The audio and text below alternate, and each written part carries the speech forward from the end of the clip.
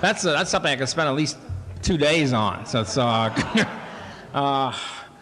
had met Ayn through actually through mutual friends in the early 50s, and those days she was quite different. I mean, she was talking to non-Randians, so there was no Randian movement at the time. So we had mutual friends and so forth, and then when I didn't follow up on this, then when Atlas Shrugged came out, our little group, we all read it and we were enthusiastic about it, so we wrote her a fan letter and we got reintroduced. This is late 58, yeah. So the Circle of Bastia meets the Randian movement, so like Godzilla meets the Wolfman. It was a very peculiar experience. It was a very traumatic 6 months that I spent on the Randian movement. How can I sum this up? See, the peculiar thing about, first of all, we didn't know about cults in those days, right? There was no Hare Krishna or all that sort of stuff.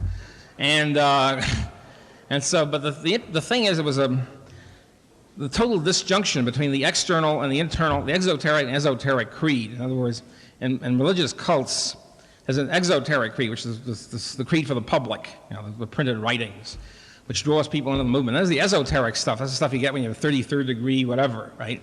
Here's what we really believe, fellas, okay? And you work your way up to that. Well, it's a very similar thing in the Randian movement. In other words, the exoteric stuff was great. I mean, it's super stuff, natural rights and liberty and reason and all that, which is why most of us got into it. And then the esoteric creed was quite different, almost contradictory, which created all sorts of fantastic problems, obviously, inner contradictions, tensions.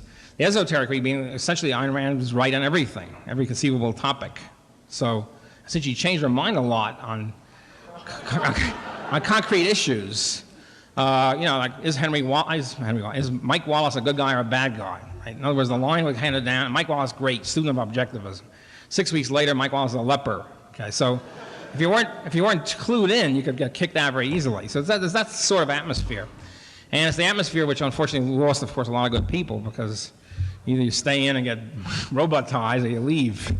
So that's the essence of the experience. I mean, that's how I could go on if I could tell anecdotes until the cows come home. I should get on another topic.